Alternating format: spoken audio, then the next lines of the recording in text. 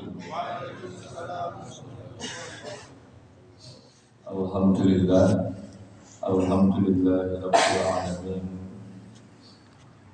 Wal 'aqibatu lil muttaqin wa la udwana illa 'alal zalimin. Asyhadu an la ilaha illallah wahdahu la syarika lah, al-malikul haqqul mubin. Wa asyhadu anna Muhammadan abduhu wa rasuluhu shadiqul wa'dil amin. Allahumma shalli wa sallim wa barik ala nabiyyina Muhammadin wa ala alihi wa sahbihi wa man ittaba'ahu ila yaumil din, amma ba'du. Maka sebuah para alim dan taat berrahmat Allah Subhanahu wa taala. Saudara pengurus Masjid Hati Sholihin yang bertujuan Bapak Ibu yang berrahmat Allah Subhanahu wa taala. Monggo kita syukur kepada Allah Subhanahu wa taala atas nikmatipun, atas karunia-Pun dumateng kita sami. Kita bersyukur kepada Allah Subhanahu wa taala, mudah-mudahan Allah menjadikan kita hamba yang pandai bersyukur dan ditambahkan, disempurnakan nikmat kita semuanya. Amin ya rabbal alamin. Salawat salam kita aturkan pada Nabi Muhammad sallallahu alaihi wasallam, pada keluarganya, para sahabatnya, dan seluruh kaum muslimin yang senantiasa menjalankan sunnah-sunnahnya ila yaumil qiyamah.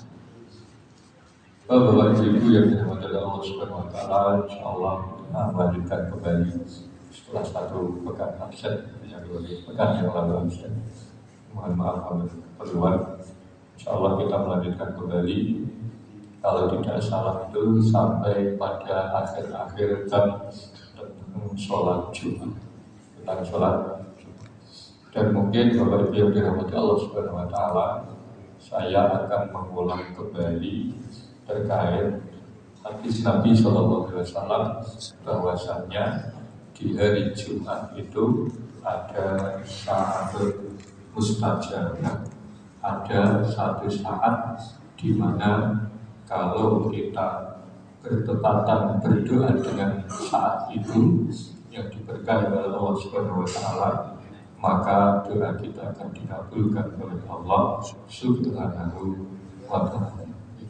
Dan di antara saat itu, di antara waktu yang dijelaskan oleh para sahabat sebagaimana yang diriwayatkan dalam hadis Abdullah bin Salam, hadis nomor 449 sampai dengan, dan juga hadis nomor 450. Jadi satu lagi di halaman 147 kalau tidak salah. Di situ dikatakan bahwa wakil hadis Abdullah ibn Salam radhiyallahu anhu inda Ibnu Majah wa Jabir radhiyallahu anhu inda Abi Dawud wa Nasa'i annaha ma baina sholatil asri wa ghurubish syams wa qad ikhtalafa fiha ala aktsar min arba'ina qawlan amlaituha fi syarhil Bukhari. Ketika Nabi mengatakan kepada kita semuanya bahwa ada waktu yang diijabahkan Allah Subhanahu wa taala, maka para sahabat meriwayatkan beberapa penjelasan. Di antaranya yang paling masyhur adalah ketika khatib berada di tempatnya, kemudian naik ke mimbar sampai selesai sholat Jumat, itu yang pertama. Dan yang di hadis 449-450 ini adalah dinyatakan bahwa waktu yang istijabah itu adalah ketika asar, selesai sholat asar, sholat Jumat di hari Jumat sampai dengan terbenamnya matahari. Dan Imam Ibnu Hajar al-Asqalani mengatakan ada 40 tafsiran para ulama tentang waktu yang istijabah. Para ulama berbeda pendapat sampai 40 pendapat. Amla itu fi syarhil Bukhari. yang saya sudah tuliskan 40-nya itu di syarah Bukhari. Jadi Imam Ibnu Hajar al-Asqalani itu punya banyak karangan. Yang paling fenomenal, yang paling dikaji sekarang itu ya salah satunya Bulughul Maram, dan yang lebih dari itu adalah syarahnya Sahih Bukhari yang beliau kasih nama Fathul Bari. Kalau dengan syarah Sahih Bukhari itu banyak, yang paling terkenal adalah Fathul Bari, karangannya Ibnu Hajar al-Asqalani, sama dengan yang mengarang kitab Bulughul Maram. Maka beliau mengatakan, saya sudah menulis 40-nya itu sudah saya jelaskan di syarah Bukhari. Beliau mengatakan seperti itu.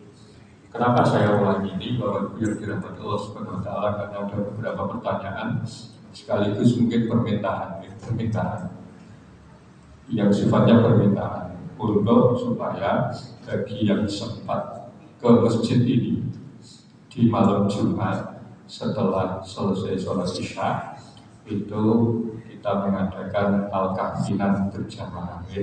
Al-kahfinan kalau di rumah mungkin digabung dengan keluarga barangkali, atau kita yang mengganggu mereka sendiri mungkin begitu. Maka kalau kita bersama-sama di sini itu insya Allah lebih bersemangat gitu kan.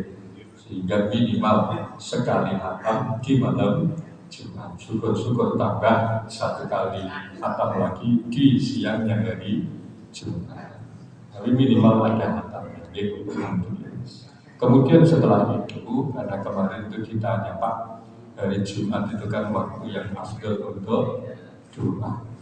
Kira-kira doa apa saja yang bisa kita panjatkan kepada Allah Subhanahu wa Ta'ala. Maka kemudian saya jawab di sini mawar karena beliau juga WA-nya ke saya, sekaligus supaya nanti mungkin bisa kita amalkan di Al-Kahfinan bareng-bareng ini. Ada banyak doa yang diajarkan oleh para ulama, termasuk ada kitab namanya Al-Adiyah karanganipun Al-Imam Al-Baihaqi. Di situ banyak sekali doa-doa yang beliau khususkan untuk malam Jumat. Tentu tidak semuanya Bapak Ibu, tidak semuanya saya tulis karena nanti semuanya ya sampai jam 10 gitu kan. Karena terlalu banyak. Maka saya mencoba untuk yang penting-penting, yang memberikan semangat kepada kita semuanya. Di antara doa itu, doa dan zikir. Sebaiknya doa dan zikir. Kalau zikir itu kita mengucapkan untuk mengingat Allah Subhanahu wa Ta'ala, tapi kalau doa itu ya berisi permintaan kita kepada Allah Subhanahu wa Ta'ala. Dan doa yang paling baik adalah yang diawali dengan tahmid, memuji Allah Subhanahu wa Ta'ala, kemudian sholawat kepada Nabi Muhammad Sallallahu Alaihi Wasallam. Maka biasanya kalau imam atau khatib itu doa mesti diawali dengan Alhamdulillahirabbil alamin, hamdan syakirin, hamdan hanimin misalkan. Kemudian Allahumma sholli ala Muhammad, apa yang memakai Sayyidina monggo sejak salam. Maka yang pertama Bapak Ibu membaca tahmid. Alhamdulillah, mau dipanjangkan tidak apa-apa. Alhamdulillahirabbil alamin cukup. Atau Alhamdulillahirabbil alamin, alhamdulillahilladzi, misalkan itu juga boleh. Kemudian sholawat. Kemudian biasanya para ulama itu membaca surah Al-Fatihah. Tapi kalau karena sudah Al-Kahfinan, paling bagus Al-Fatihahnya sebelum surah Al-Kahfi.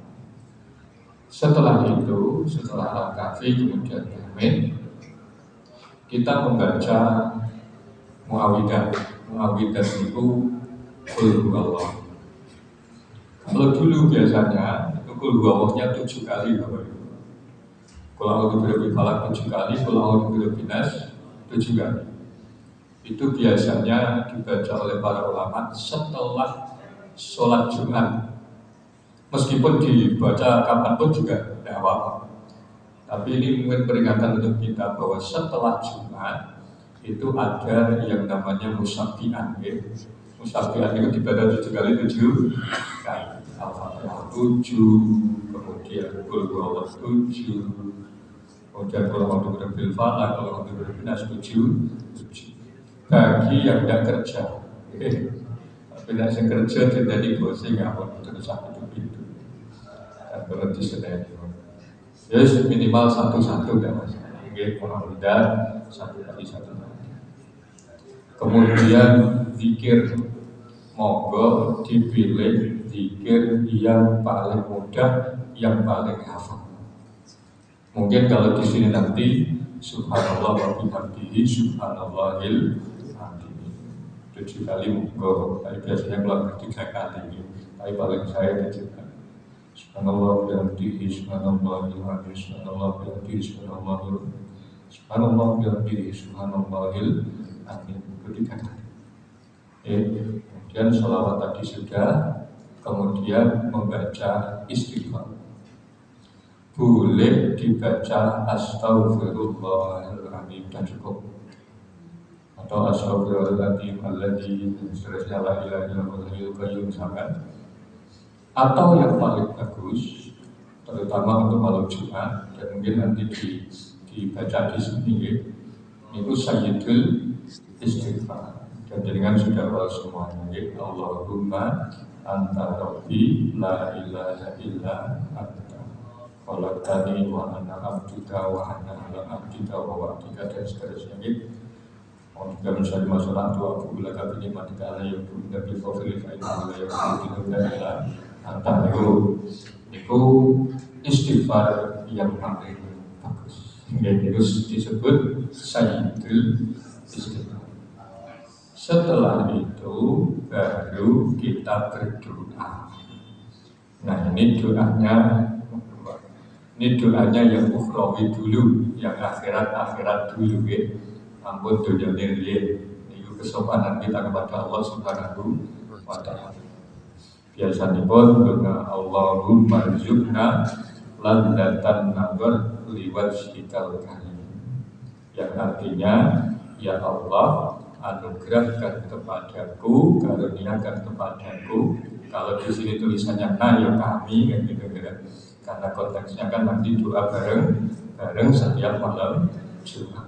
Ladzatan nazar, kami meminta kelezatan, kenikmatan dalam memandang wajahmu, liwajhikal karim, wajahmu yang agung, yaitu nanti ketika di hari kiamat di surganya Allah Subhanahu wa ta'ala. Itu adalah kenikmatan tertinggi bagi orang yang beriman, yaitu melihat Allah, zat yang kita cintai, zat yang kita sembah selama ini. Itu adalah kenikmatan bagi orang-orang yang beriman. Dengan mlebu swarga niku asale gumun-gumun kaleng makanannya, kaleng itu dari ini. Tapi begitu Allah memperlihatkan zatnya, Allah Ta'ala alam, kita tidak perlu memikirkan kaifiyah, karena kaifiyah itu khusus untuk makhluk yang dalam makhluk kita kan seperti itu. Tapi yang jelas Nabi mengatakan seperti itu. Dan dalam Al-Quran wujuhu yawma idzin nadhirah ila rabbiha nadhirah, dan kepada Tuhannya mereka semua melihat. Satu kali ketika ada sahabat, saya lupa namanya, putranya Mus'ab bin Umair, putranya Mu'adz bin Jabal kalau tidak salah, itu sedang melihat bulan purnama itu. Ditanya sama Nabi, kamu lihat apa? Saya melihat indahnya bulan purnama. Saat ini ikutin wajah dengan setengah lampu. Maka Nabi mengatakan, innakum satarawna wujuhakum, kamu akan melihat wajah Tuhanmu sebagaimana kalian melihat bulan purnama. Niku boten kok menyamakan Tuhan Allah sudah purnama betul, tapi melihatnya kita kepada Allah itu sebagaimana melihat bulan purnama. Boten kok tidur, boten ngoten nggih. Tapi Nabi mengatakan la tazumun, maksudnya ngoten, kalian tidak akan berdesak-desakan. Kalau jadikan ningali bulan purnama niku desek-desekan kamu.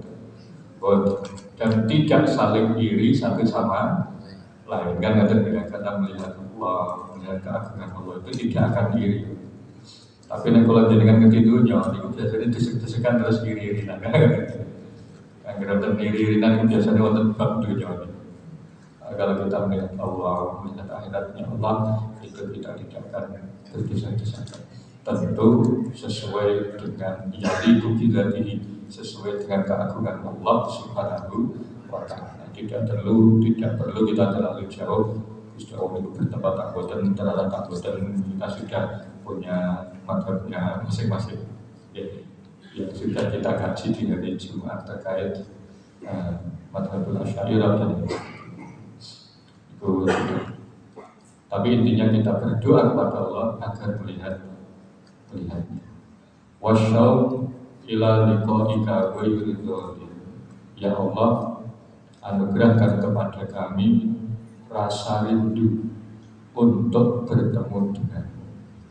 Ini yang kita panjatkan doa insyaallah di malam Jumat. Tiang yang rindu Jumat Allah itu Allah akan rindu bertemu dengan. Dan ketika meninggal Allah akan memperlakukannya dengan sangat baik. Artinya doa ini juga merupakan doa supaya kita husnul khotimah. Ghairil zalim. Kami mudah-mudahan tidak termasuk orang yang itu hal yang makhluk. Ghairil zalim, tidak termasuk orang yang sesat. Wala mudillin, dan mudah-mudahan kami tidak termasuk orang yang menyesatkan. Wa ghairu maftunin, dan tidak termasuk orang-orang yang terkena fitnah. Selamat di hadapan Allah Subhanahu wa Ta'ala. Dan kemudian Allahumma adillana betul Allahumma adillana tahta dillika yawma la dilla illa dilluk. Ya Allah, naungilah kami, berikanlah kepada kami naungan di bawah naunganmu di hari di mana tidak ada naungan selain darimu. Ini kita meminta naungan dari Allah di hari kiamat, termasuk di padang mahsyar, di mana matahari itu direndahkan terus wonten sing kelep keringat-keringat dan kalau dengan di awan di bawah ada kuat saja. Yang itu ikut sampai tentu. Dan nanti kita di akhirat akan seperti itu, bahkan melebihi gitu. Maka kita sangat butuh naungan dari Allah Subhanahu wa Ta'ala. Itu yang juga kita panjatkan doanya setiap malam Jumat. Kemudian kalau mau nambah ya Allahumma jibnahu baka wa buka manibika Allahumma latamna hidudukina dan seterusnya. Baru kemudian kita berdoa untuk dunia kita. Nah ini biasanya itu senang. Dan doa akhirat itu sendiri-sendiri. Tapi dan doa untuk dunia itu suwi teman-teman. Oke, tadi keliru ya, tapi diberi pun. Di antaranya yang masyhur itu Allahumma ya Ghani ya Hamid ya Mubdi'u ya Mu'id. Allahumma ya Allah ya Ghani, zat yang maha kaya, yang tidak butuh kepada apapun Ghani. Ya Hamid, yang maha terpuji, ya Mubdi'u ya Mu'id, yang menciptakan, yang membalikan. Ya Rahimu ya Wadud, zat yang maha mengasihi, maha mencintai. Aghnina bi halalika an faromika. Berilah kecukupan kepada kami dari yang halal dan selamatkan kami dari yang haram. Nah, ini doa supaya kita diberikan kecukupan bahkan rezeki yang luas. Dengan semangat agar rezeki itu, dengan rezeki yang halal itu kita tidak perlu sampai memakan yang haram. Itu motivasi orang beriman kan. Nah, motivasinya seperti itu, kita berdoa seperti ini, insya Allah apalagi itu di malam Jumat, di hari Jumat, insya Allah Allah akan mengijabah doa-doa kita. Niki dungo marai suge, jadi niki sana di wirid di doa terus. Wa bi ta'atika kan maksiatik, ya Allah karuniakan kepada kami ketaatan, sehingga dengan ketaatan itu mencukupkan kami, menghindarkan kami dari kemaksiatan. Kita akan diberikan kenikmatan oleh Allah untuk beribadah. Untuk ngamun.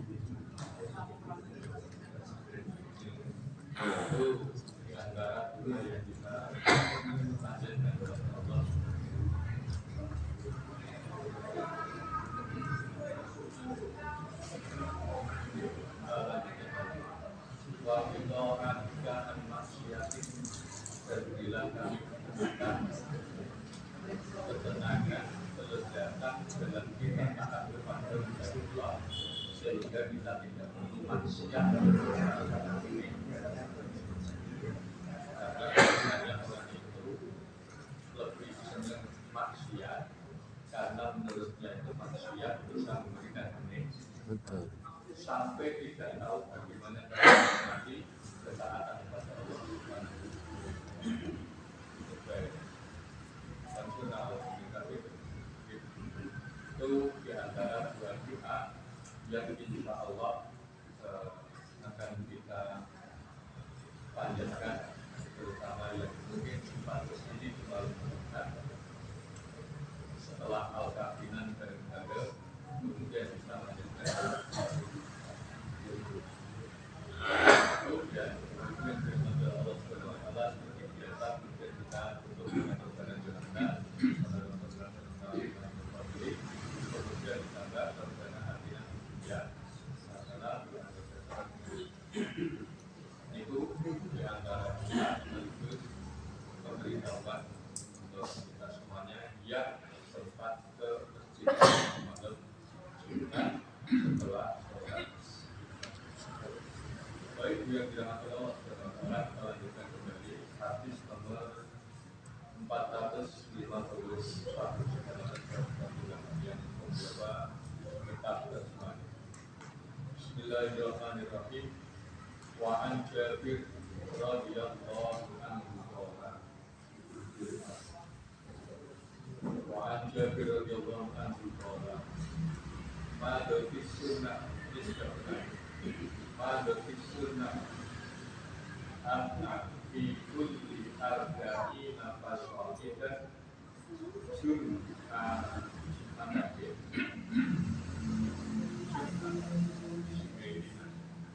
pada sunnah telah berlaku sunnah bahwasannya setiap ada 40 orang ke atas maka ada sholat.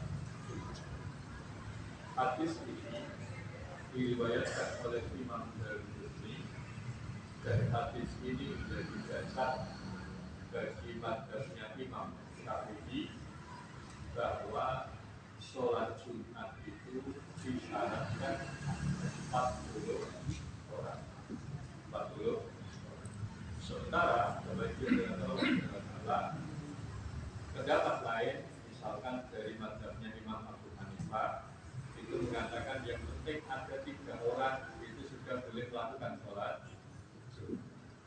Mengapa sampai beliau berpendapat seperti itu? Karena di antara ayat Allah Subhanahu wa Ta'ala ya ayyuhalladzina amanu idza nudiya ketika dikumandangkan. Ini satu, berarti ada orang yang memandangkan ada. Berarti ada satu mu'ad mati. Idza nudiya lis-sholati min yaumil jumu'ati fas'au, maka bersegeralah. Berarti ada orang yang bersegera juga. Ila dzikrillahi, ada yang zikir kepada Allah, yang dimaksud adalah imam. Jadi yang penting ada wonten muadzin, wonten imam, wonten yang bersegera, maka di situ sudah wajib sholat. Itu caranya dalil beliau seperti itu. Minimalnya seperti itu menurut mazhab Abu Hanifah. Adapun menurut Imam Ahmad bin Hanbal, memang beliau mengatakan 12 sebagaimana sudah kita sampaikan ya. Dulu ada orang di zaman sudah salah kemudian tinggal, Nabi baru khotbah, kemudian ada tontonan, ada kafilah dagang, kemudian ditinggal ya. Nabi itu khotbah sendirian itu ditinggal sampai di dalam masjid tinggal 2 dan Nabi mengatakan lau kharaju jami'an la salawan yalibuna. Seandainya semuanya keluar karena aku memberikan tinggal saya sendirian juga, maka pasti akan mengalir ke sini itu api neraka. Menurut Imam Ahmad berarti 12 orang itulah yang menyelamatkan semuanya dari nerakanya Allah Subhanahu. Sehingga beliau mengatakan berarti minimal 2 yang hanya bisa menyelamatkan dari itu. Kita tahu dalam mazhabnya Imam Syafi'i dari dia begitu orang di Indonesia mengatakan dia ke-40 berdasarkan hadis. Adapun 12 itu kan disebut tadi sebagai kesalahan. Bisa jadi ada orang tinggal 20, ada tinggal 12, bisa jadi nanti kemungkinan tinggal 15 orang. Yang jelas itu adalah kesalahan, sehingga tidak bisa dipakai menjadi dalil 12 orang itu tidak bisa menjadikan dalil. Kan bisa saja orang tontonan sehingga yang kuat akan yang ikut. Terus Nabi mengatakan seandainya bukan karena 3 orang ini pasti habis semuanya juga, sehingga yang seperti itu tidak bisa dijadikan. Tapi semuanya punya wujud tidak, semuanya punya cara berpikir. Juga di Indonesia ini umumnya karena mengikut mazhab Syafi'i mengatakan minimal harus 40. Dari dulu tidak pernah ada Jumatan zaman Nabi ya. Jumatan yang kurang dari 40. Pertama kali Jumatan itu di Madinah. Jumlahnya 40. Nahwa arba'ina rajulan. 40 orang. Di Mekah, Nabi sendiri masih di Mekah, belum hijrah saat itu. Tidak ada sholat karena memang belum ada 4. Ini menurut Imam kemarin. Juga kita lanjutkan hadis nomor 450. Bismillahirrahmanirrahim. Wa'an Samurah bin radhiyallahu anhu anna Nabiyya sallallahu alaihi wasallam kana yastaghfiru lil mu'minina wal mu'minat fi kulli jum'atin. Rawahu al-Bazzar bi isnadin li. Hadis ini diriwayatkan Al-Bazzar dengan isnad dengan sanad yang agak baik.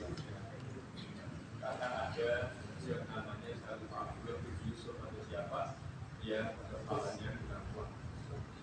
Bapak Ibu yang dirahmati Allah Subhanahu wa taala, hadis ini kalau kita terjemahkan, sesungguhnya Nabi Muhammad sallallahu alaihi wasallam selalu memintakan ampun, beristighfar untuk orang-orang yang mukminin dan mukminat, orang-orang yang beriman, baik laki-laki maupun perempuan, fi kulli jum'atin, dalam setiap Jumat. Ini posisi beliau sebagai khotib.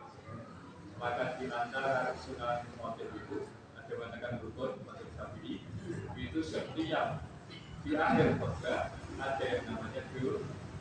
Dan di dalam doa itu seringkali kita dengar Allahumma ighfir lil muslimina wal muslimat wal mu'minina wal mu'minat. Itu memang kesunahan dari Nabi sallallahu alaihi wasallam. Hadis ini Bapak Ibu itu diriwayatkan oleh Samurah bin Jundub. Samurah bin Jundub ini adalah sahabat Nabi SAW, termasuk sahabat beliau. Dulu sudah pernah tersampaikan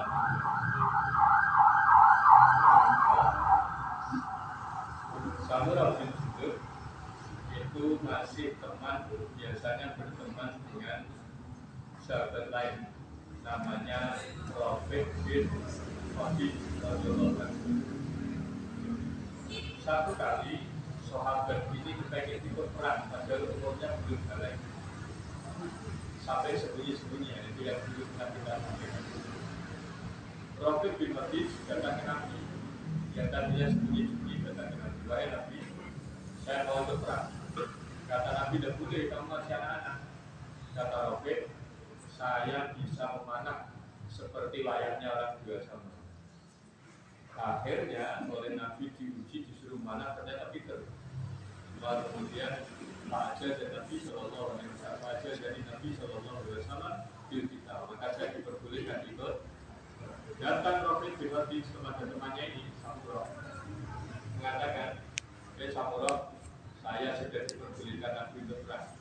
Kalau kamu silakan pulang ke Madinah sama perempuan-perempuan. Kenyang. Mas Samurah berkata kepada Nabi, oleh Nabi, kalau saya disuruh taruh sama Rafiq, kan saya ada yang naik taruh, bukan taruh, bulan. Kemudian menang Samurah, maka dua-duanya boleh ikut perang. Itu Samurah, dia orangnya itu yang sahabat ini itu bersemangat untuk berjihad bisa pilih. Saya sampaikan karena terkadang orang-orang Syiah itu, Bapak Ibu, terkait Samurah bin Jundub ini terkadang ikut dihina.